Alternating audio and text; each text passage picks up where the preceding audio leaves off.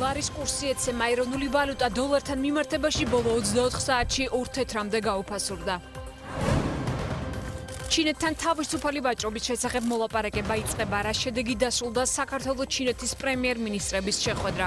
საქართველო იქნება პირველი ქვეყანა ფართო რეგიონში, როგორც ევროპაშიც, რომელსაც ჩინეთთან ექნება თავისუფალი ვაჭრობა.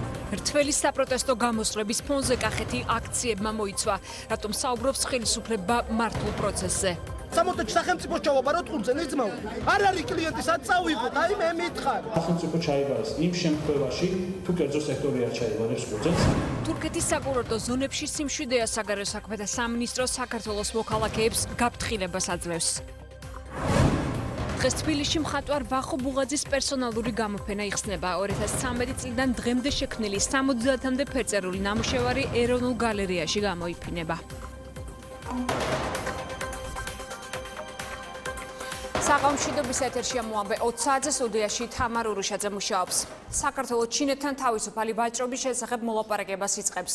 რა შედეგებს მიიღებს ქართული ეკონომიკა, ახალი შესაძლებლობები და რა მოცულობის პროდუქცია გავა მსოფლიოს ერთ-ერთ ყველაზე დიდ ბაზარზე. დეტალები მოლაპარაკების დასრულების შემდეგ გაირკვევა. ოქტომბერში საქართველოში საპასუხო ვიზიტით ჩინეთის დელეგაცია ჩამოვა. მანამდე დღეს გადაწყვეტილება საქართველოს პრემიერმა და მისმა ჩინელმა კოლეგა შეხვედრაზე მიიღეს. კიდევ ერთი მთავარი თემა, რომელიც რეგიონისთვის ეკონომიკურის გარდა პოლიტიკური მნიშვნელობის მატარებელია, ახალი აბრეშუმის გზა. საქართველო პირველი ქვეყანა იქნება რეგიონში, რომელთანაც ჩინეთი თავისუფალი ვაჭრობის შესახებ მოლაპარაკებებს დაიწყებს. გადაწყვეტილება ამის შესახებ ირაკლი ღარიბაშვილმა და მისმა ჩინელმა კოლეგამ ალი კეციანიმ დღევანდელი შეხვედრისას მიიღეს. პრემიერების ერთობლივი ინიციატივა მათი თქმით ქართველ მეწარმეებს ჩინეთში პროდუქციის შეტანას გაუადვილებს და ეკონომიკის განვითარებას შეუწყობს ხელს.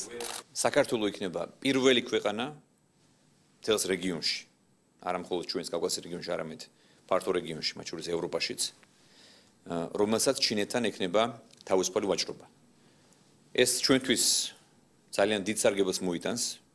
პირველ რიგში ეს არის ჩვენი პროდუქციის ექსპორტთან მიმართებაში. ძირითადი საქონელი, რომლის გატანასაც ჩვენ ჩინეთში ვაპირებთ, ეს არის ღვინო. დღესდღეობით საკმაოდ მაღალი არის ღვინოზე დამატებითი მოსაკრებელი, რომელიც ჩინეთის სახალხო რესპუბლიკას გააჩნია და ჩვენ ვიმედოვნებთ, რომ საბოლოო მოლაპარაკებების შედეგად აღნიშნული ბაზარი ჩვენი ქვეყნისთვის გაიხსნება სრულად. თავისუფალი ვაჭრობის გარდა ორი ქვეყნის პრემიერ-მინისტრებმა შეხვედრისას სტრატეგიულ პროექტებზე ისაუბრეს. მათ შორის აზიის ინფრასტრუქტურის საინვესტიციო ბანკის საქმიანობის შესახებ, რომლის თანადამფუძნებელი საქართველოსაა. ირაკლი ღარიბაშვილის განცხადებით, ჩინური კომპანიები დაინტერესებული არიან მონაწილეობა მიიღონ ანაკლიის პორტის მშენებლობაში. შეხვედრაზე საუბრის ერთ-ერთი მთავარი თემა ისტორიული აბრეშუმის გზის აღდგენის ინიციატივა იყო. ახალი აბრეშუმის გზის აღდგენა შექმნის ახალ შესაძლებლობებს ჩვენი ქვეყნისთვის. ეს მოიტანს ახალ ინვესტიციებს, განვითარებას, ვაჭრობის გააქტიურებას და საბოლოო ჯამში ჩვენი მთავარი ამოცანა, ჩვენი მისია რაც არის ჩვენი ქვეყნის, ეს არის ჩვენი სტრატეგიული მდებარეობის მაქსიმალურად გონივრად გამოყენება. ჩვენ არ გვსურს საქართველო იყოს, ასე ვთქვათ, დაპირისპირების მიზეზი და ადგილი. ჩვენ გვსურს რომ ჩვენი ქვეყანა იყოს ადგილი შერიგების, მოლაპარაკების, ურთიერთგაგების და მშვიდობის არსებობარია. და ეს არის ის მისია, რომელსაც ჩვენი ქვეყანა ყოველთვის ისტორიულად ასრულებდა. ამიტომ ჩვენ ყველაფერი უნდა გავაკეთოთ იმისთვის, რომ ამ მისიის შესრულებაში წინსვლა გქონდეს. ჩინელ კოლეგას ირაკლი ღარიბაშვილი დალიანის მსოფლიო ეკონომიკური ფორუმის ახალი ჩემპიონები 2015-ის გახსნის ოფიციალურ ცერემონიაზე შეხვდა. ფორუმის ფარგლებში შეხვედრებს მართავს საგარეო საქმეთა მინისტრიც.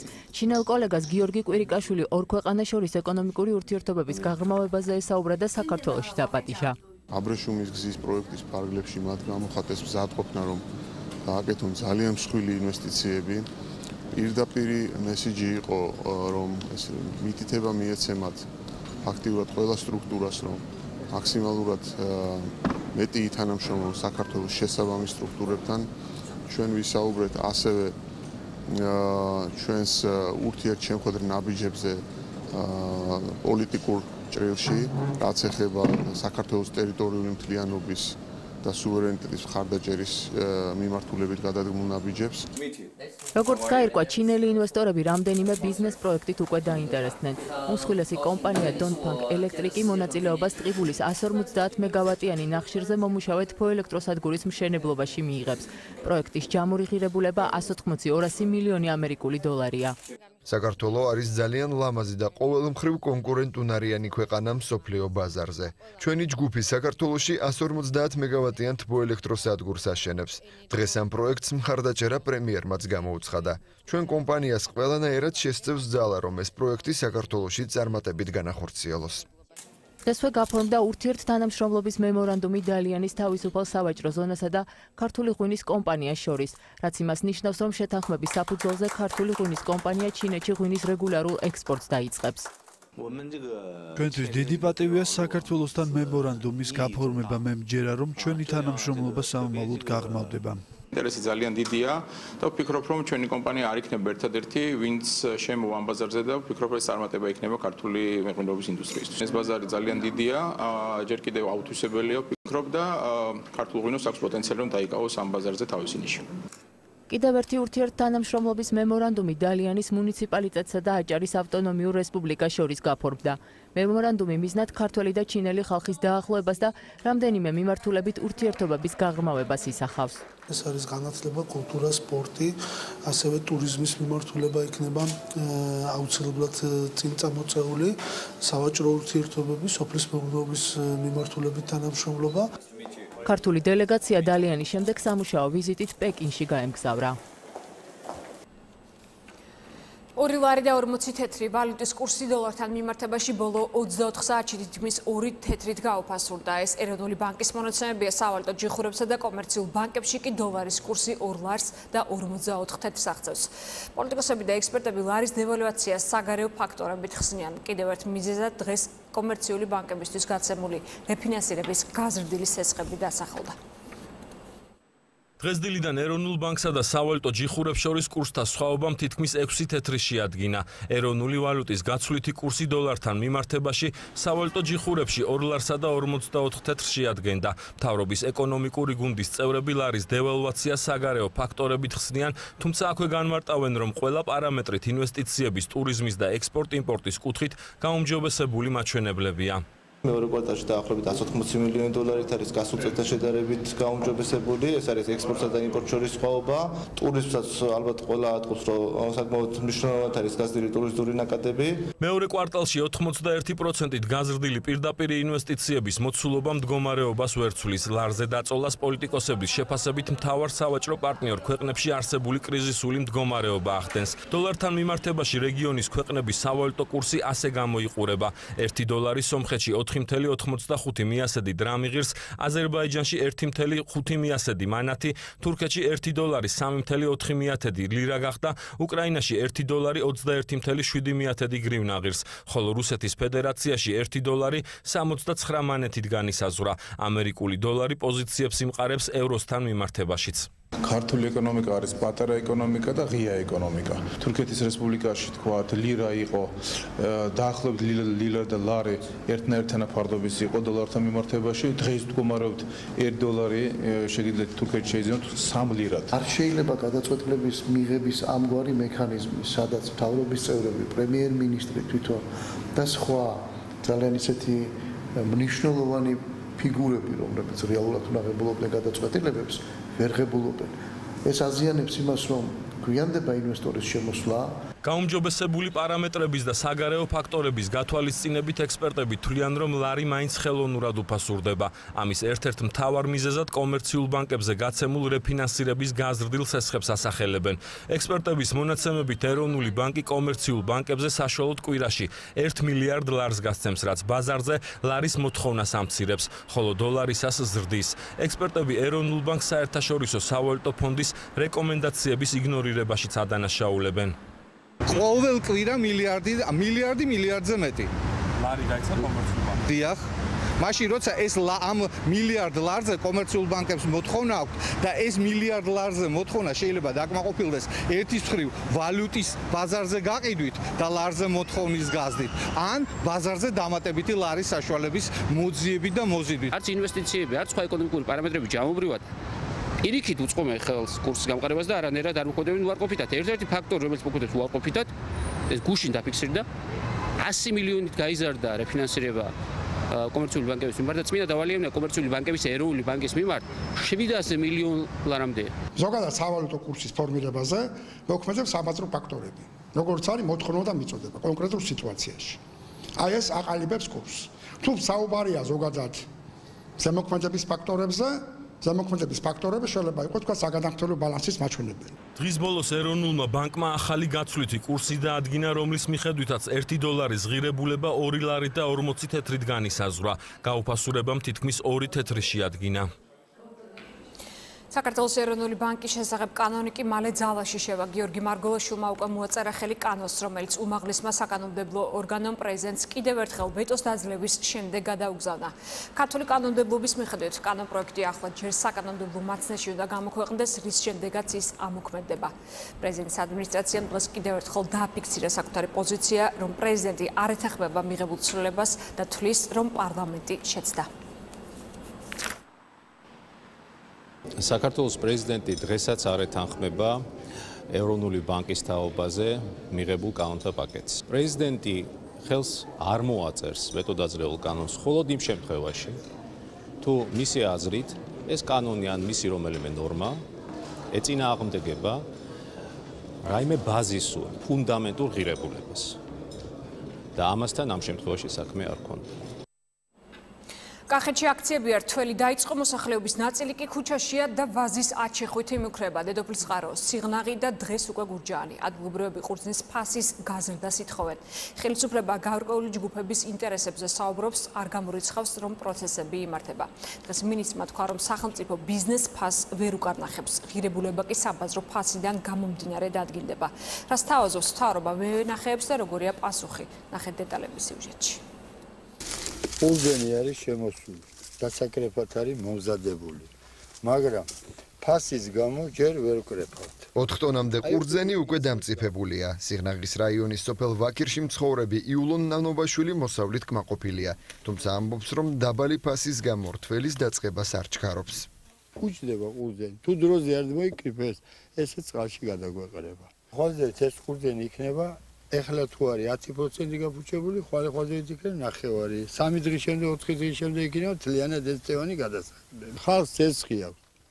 მithom იაფი კრედიტიო, მაგრამ ვერ ფარავ სამით. როგორ უნდა მოიქცეს?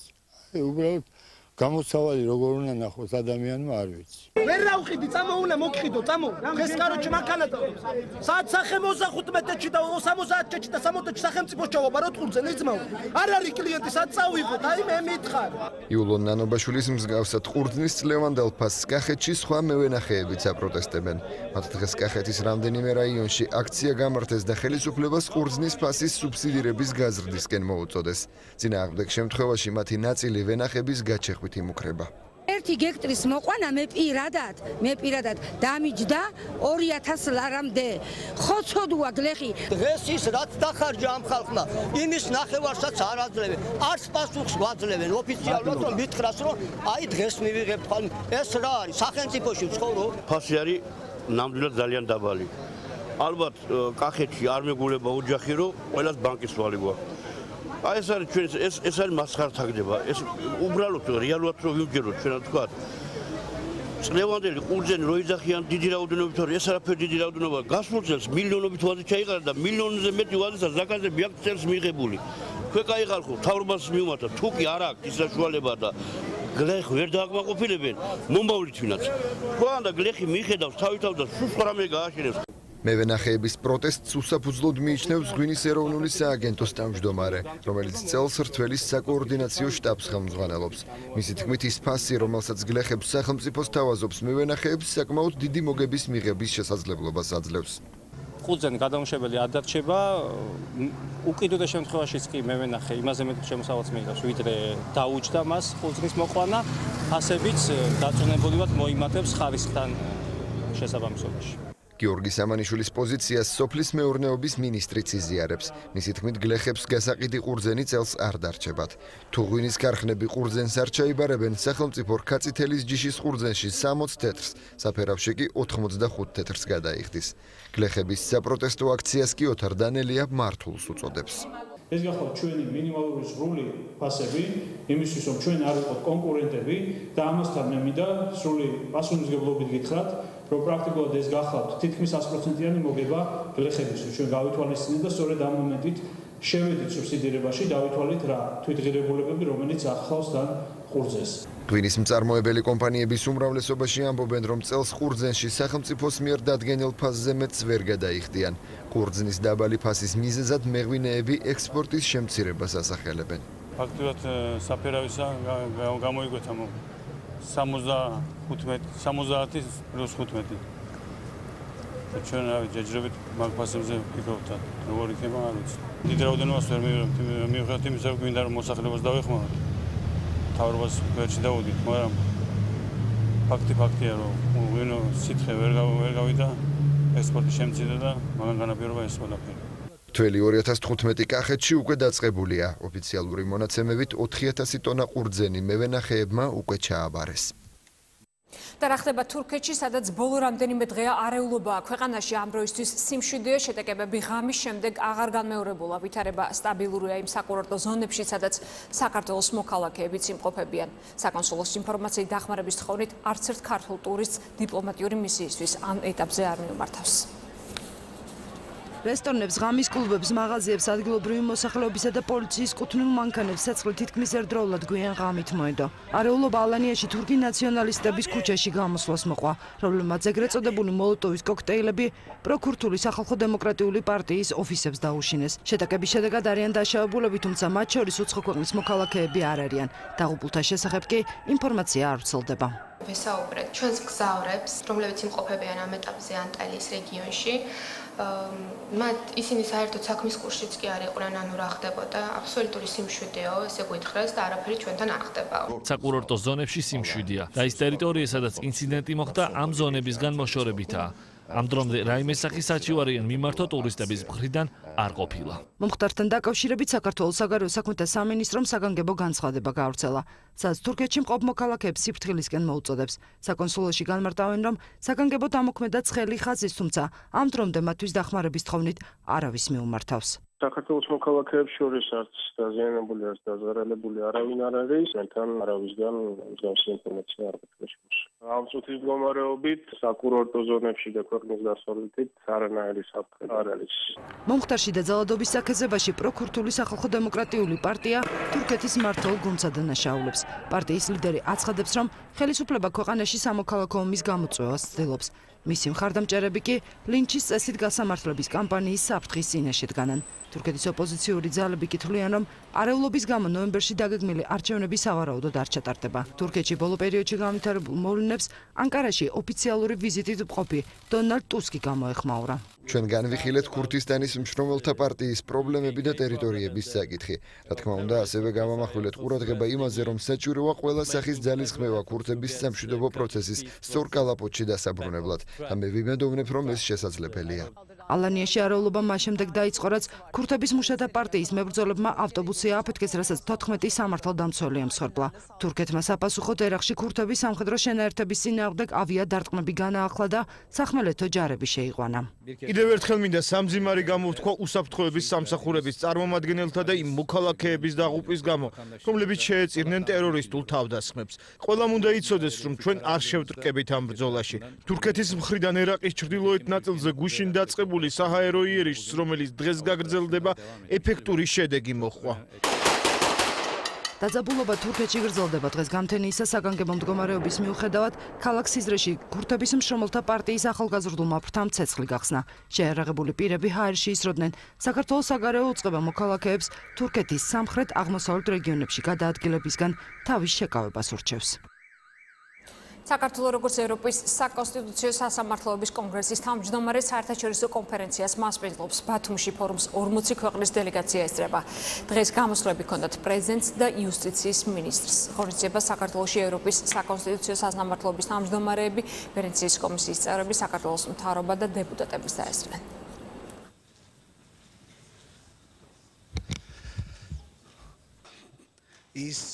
ქართული საზოგადოება მართლაც მაშინ გახდება, სამართლის უზენაესი საზოგადოება, როდესაც ჩვენი ყოველდღიური ცხოვრება კონსტიტუციის ირგვლივ, კონსტიტუციის შინაარსში ჩაღრმავების და ჩაწვდომის შესაძლებლობას მისცემს არა მხოლოდ იურისტებს, არამედ მთელ ფართო სპექტრს ჩვენი საზოგადოების. ის დასკვნები, რომელიც იქნება მიღებული თქვენს მიერ, არის უმნიშვნელოვანესი, რადგან აქტიური საკონსტიტუციო ცხოვრება, რომლის შემადგენელი ნაწილი არის საერთაშორისო სამართალი, საერთაშორისო ხელშეკრულებები, უნდა გახდეს და გახდება კიდევაც ჩვენი ყოველდღიური პოლიტიკური და სოციალური დისკუსიების ნაწილი.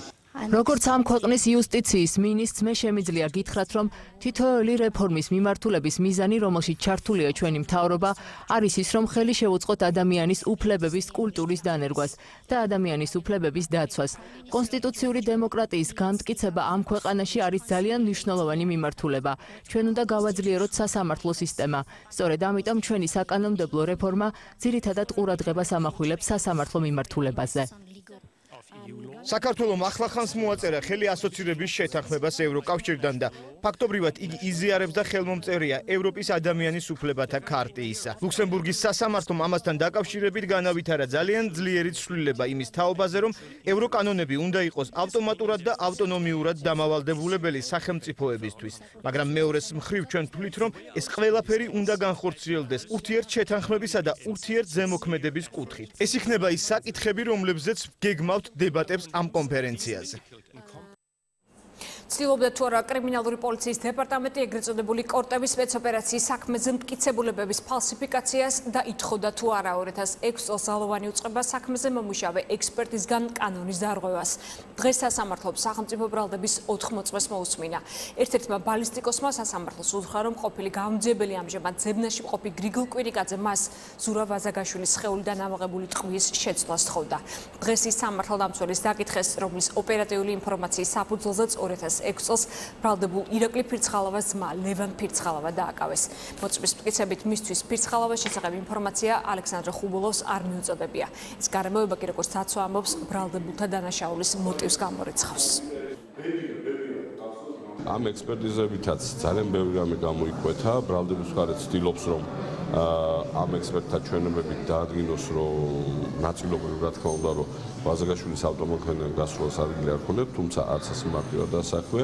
ჩემი ღრმა რწმენით დღეის მდგომარეობით გამოკვირვებული მტკიცებულებების საფუძველზე შეიძლება ვთქვათ, რომ განზრახ ყველობას, მით უმეტეს თანამდებობრივ გარემოებში ჯგუფურად ადგილი ნამდვილად არ ქონია. მტკიცებულებების ფალსიფიკაცია შეეცადა გამოძიება, მათ ვაზაგაშვილის გვამის გაკვეთისას მისი თავიდან ამოღებული მაკაროვის სისტემის პისტოლეტიდან გასროლილი ტყვის შეცვლა მოსთხოვეს ექსპერტს იმ განმარტებით, რომ პოლიციელების მიერ იქნა ეს ტყვი ანასწორი და ახლობით 2 მეტრიდან პოლიციელი გამოაშკარების შემთხვევაში აუცილებლად პასუხს აგებდა ამის გამო და სთხოვეს მას, რომ ეს ტყვიები შეეცვალას ერთ-ერთი სპეცრაზმელის პისტოლეტიდან გასროლილი ტყვიებით, იმ მოტივით, რომ სპეცრაზმელს მაინც არავინ არ მოსთხოვდა პასუხს.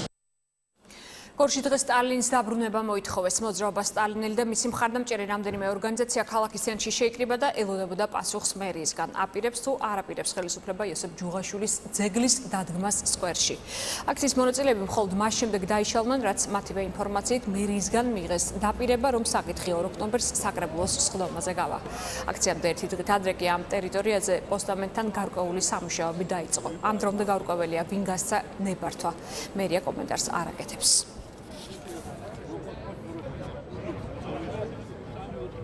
შევიკრიბენი სტალინის ძეგლი, რომ დაგვედგა, იყო ამაზე დადგენილებები, ყველაფერი რომ დადგმული იყო, მაგრამ რატომღაც მოძველდა ვითომ ეს დადგენილება, რატომღაც ითქვა, რომ ეს ყველაფერი შეიცვლება და ახალი უნდა გაკეთდეს ყველაფერი აბსოლუტურად და 2 ოქტომბერს ქალაქის მერთან ვიყავით, შევიკრიბენით, მოვილაპარაკეთ. 2 ოქტომბერს რიგითი შეკრება იქნება საკრებულოსი და გადაწყდება იქ, დაიდგმება თუ არა. უნგრეთი მიგრანტებისგან თავს იცავს. ჯარმა სამხედრო სწავლება დაიწყო. ოფიციალური ბუდაპეშტის საზღვარზე პოლიციელების დასახმარებლად არმიას გზავნის. საზღვრის გასწვრივ უკვე დაიწყო რკინის მოაჯირების მშენებლობა. სავარაუდოდ თვის ბოლოსთვის დეპუტატები კენჭს უყრიან კანოს საზღვარზე კონტროლის გამკაცრების თაობაზე. ქვეყნის მთავრობა პროგნოზირებს, რომ უახლოესი რამდენიმე კვირის განმავლობაში საზღვარს 40,000 მიგრანტი მიუახლოვდება. უკვე მესამე დღეა მათი ნაწილი პოლიციის კორდონის გარღვევას ცდილობს და ბუდაპეშტის მიმართულებით ფეხით გადაადგილდება. სომხეთი და რუსეთი კავკასიაში ერთობლივი საჰაერო თავდაცვის სისტემის შექმნას გეგმავენ ინფორმაციას იტარტასი არცელებს. გავრცელებული ცნობით შესაბამისი ხელშეკრულება უკვე მზად არის და ძალაში ხელმოწერის შემდეგ შევა. კრემლს ერთობლივი საჰაერო თავდაცვის სისტემები უკვე აქვს ბელორუსთან და ყაზახეთთან. ამჟამად ანტისარაკეტო თავდაცვის სისტემების შექმნა ყირგიზეთთან და ტაჯიკეთთან მიმდინარეობს. სირიაში რუსეთის სამხედრო წარმომადგენლობა იზრდება. ფაქტს შეერთებული შტატები და ნატო აპროტესტებენ. ალიანსის გენერალური მდივანი აცხადებს, რომ სირიის ომში რუსეთის ჩართულობა კონფლიქტის მოგვარებას ხელს არ შეუწყობს. აღნიშნულ საკითხთან დაკავშირებით შეერთებული შტატების სახელმწიფო მდივანსა და რუსეთის საგარეო საქმეთა მინისტრს შორის სატელეფონო საუბარი გაიმართა. მოსკოვში აცხადებენ, რომ მოკავშირე სახელმწიფოში, ანუ სირიაში მხოლოდ სამხედრო ექსპერტები გაგზავნეს. შეერთებული შტატების შეერაღებული ძალების წყაროებზე დაყრდნობით გუშინ სააგენტო როიტერმა ინფორმაცია გავრცელა, რომლის მიხედვითაც რუსეთმა სირიაში ორი სადესანტო ხომალდი და ერთი ავიამცირი გაგზავნა. კომპანია Apple-მა iPhone 6, X Plus, iPad Pro და Apple TV გააცნო მომხმარებელს. 6S ვიზუალურად მის წინა მოდელს გავს, მაგრამ ბევრად უფრო მყარია, რადგან დამზადებულია 7000 სერიის ალუმინისგან. ტელეფონი უკვე 4 ფერში იქნება წარმოდგენილი, გამას ვარდისფერი ოქრო დაემატა. რაც შეეხება კამერას, ახალ smartphones 12 მეგაპიქსელიანი კამერა აქვს. ასევე შეცვლილია პროგრამული უზრუნველყოფაც, რომელიც ახალი ძრავის საშუალებით უფრო დეტალური ფოტოების გადაღების საშუალებას იძლევა.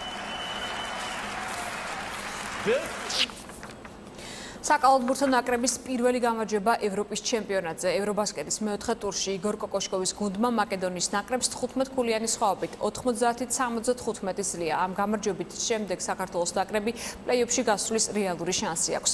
ბოლო ტურში ჩვენი კალათბურთელები დღეს ხორვატიას შეხვდებიან. საქართველოს ნაკრების უშუალო კონკურენტმა მაკედონიამ რამდენიმე წუთის წინ სლოვენიასთან 61-42 წააგო.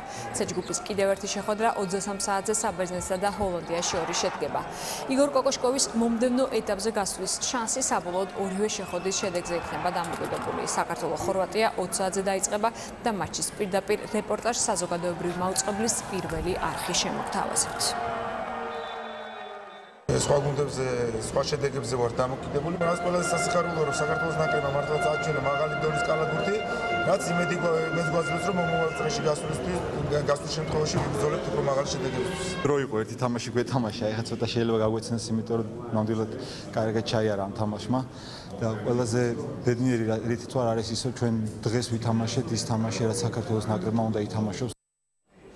ეროვნულ გალერეაში მხატვარ ვახო ბუღაძის პერსონალური გამოფენა იხსნება. ექსპოზიციაზე წარმოდგენილი იქნება 70-მდე ფერწერული ნამუშევარი, რომელიც 2013-15 წლებშია შექმნილი. სერია გარეუბანი სწორედ ავტორის ბავშვობის მოგონებებთან არის დაკავშირებული. გამოფენა 9 ოქტომბრამდე გაგრძელდება. ნახეთ ვიკა ბუკიას სიუჟეტი. მე 5 კლასში ვიყავ, როდესაც სადღაც გადაგვიყვანეს ერთი უბნიდან მეორეში, რომელიც ახალი მშენებლობა დაიწყო, კომუნისტური დროა და ამასთან დაკავშირებით არის გამოფენა. ახალ გარეუბანში გადაცხოვრებული ბავშვის ის მოგონებები, რომელიც ბევრი წლის შემდეგ უკვე ზრდასრული ადამიანის გონებაში ფრაგმენტებად ამოტივტივდა, ეროვნული გალერეის კედლებზეა და ფერწერის ფორმა აქვს. ეს ვახო ბუღაძის მეხსიერებაა და გამოფენა სახელწოდებით გარეუბანი, რომელიც მთლიანად დროშია ტრანსფორმირებული. ეხება რაღაც ჩემს ცხოვრების პერიოდს წარსულს უფრო თეთრი ფონები ეს კორპუსების რაღაც აი მშენებლობების ყველაფერი ეგ არის მეხსიერებასთან უფრო კავშირში შეიძლება თემა ესეთიც იყოს შეიძლება კი ეს თემა არა მეხსიერება მეხსიერებამ კი ყველაზე ჭარბად შემოინახა მშენებარე კორპუსები, რაც შემდეგ ტილოს მთავარი სარჩული გახდა. ბინჩი ჯაძირული ერთი და იგივე სახლის კონტური თითქმის ყოველ ტილოზეა. სხვა სიტყვებით რომ ვთქვათ, ეს კორპუსის ფონზე მყოფი ფერწერაა. ქუჩის ზაღლების, ქალების, ბავშვების ან საკუთარი თავის მიღმა ბავშვობის დროინდელი გრანდიოზული მოვლენაა მშენებლობა. 2 წელი მუშაობდი 2013-დან აი ახლა ბოლომდე თითქმის დარწმუნებული არ ვიყავ გამოვიდოდ თუ არა. ხო ვითარდება ფორმა რაღაცნაირად მუშაობ, მე შეიძლება იყოს დაგეგმილი სავით რამოდენიმე ნამუშევარი და მე ეს გაიზარდოს, იმიტომ რომ აუცილებლად ესე ხდება, როდესაც მუშაობ, მე ერკვევი რაღაცეებში და პრინციპში მასშტაბი გაიზარდა. დროის ფაქტორის შესაქმნელად მხატვარმა უჩვეულო მხატვრული ილეთი გამოიყენა. საბჭოთა დროინდელი მატრასები, რომელიც უამრავი მოგონებებით და ფანტაზიებით დაიფარა. ამ ნამუშევარს ქვია ალეპო არის ქალაქი, რომელიც დაიბომბა. და აი თითქოს არ არის დამოკიდებული დაკავშირებული ამ თემასთან რაღაცნაირად, მაგრამ ჩემთვის მაინც დაკავშირებულია, იმიტომ ჩვენი ქალაქიც რაღაცნაირად ხანდახან ამაზე მსგავსება ხდება. გამოფენა, რომელიც ასახავს ძველი თბილისის მინიატურული სივრციდან, ურბანულ სამყაროში გადასახლებული პატარა ბიჭის ემოციებს, ეროვნულ გალერეაში 9 ოქტომბრამდე გაგრძელდება. ამით მოაბე დასრულებულია პირველი არხის საინფორმაციო სამსახური კი ხვალ 12 საათამდე გემშვიდობებათ. ნახვამდის.